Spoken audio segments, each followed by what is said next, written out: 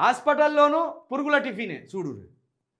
ఇక్కడ అన్నమేమో ఈ స్కూళ్ళలో తిని హాస్పిటల్లో పడ్డారు. స్కూల్లో ఫుడ్ పాయిజన్ అయితే హాస్పిటల్లో పడ్డారు.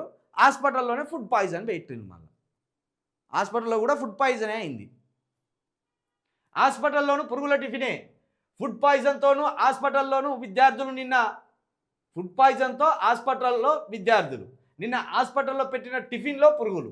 కంగు తిన్న స్టూడెంట్స్ పేరెంట్స్. పిల్లల ప్రాణాలు లెక్కలేదా అంటూ ఆగ్రహం. విద్యార్థులకు బీఆర్ఎస్ నేతల పరామర్శ. ఫుడ్ పాయిజన్పై విచారణకు డిమాండ్. ఇట్లా కాదు, దీన్ని కోర్టుకు గుంజాలే. అప్పుడు తమిళసై గవర్నర్ గారు ఎట్లయితే హాస్టల్ చుట్టూ తిరిగిందో హాస్టల్ చుట్టూ ఇప్పుడున్న గవర్నర్ గారు తిరగాలి, లేదా బీఆర్ఎస్ నాయకులు దీని మీద హైకోర్టులో పిటిషన్ వేయాలి.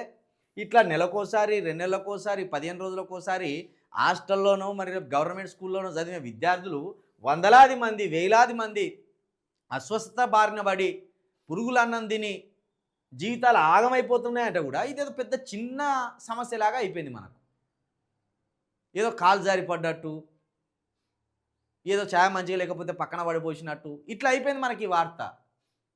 కాబట్టి దీన్ని సీరియస్గా తీసుకోవాలి. విద్యా వైద్యాన్ని చాలా సీరియస్గా తీసుకోవాల్సిందే.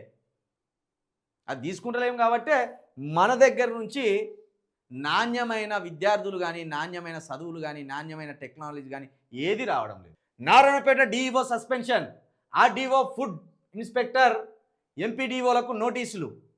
ఎంఈఓ, ఇన్ఛార్జి హెచ్ఎంలతో పాటు మరో 2 స్కూల్ అసిస్టెంట్ల తొలగింపు.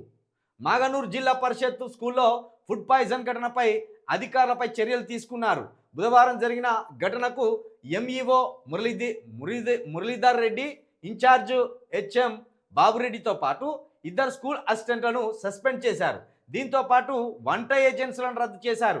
ఇంత జరిగిన గురువారం కూడా ఇదే స్కూల్లో మళ్ళీ పురుగుల అన్నమే వండి పెట్టడంపై ఉన్నతాధికారులు సీరియస్ అయ్యారు. ఇగో ఇది ముచ్చట.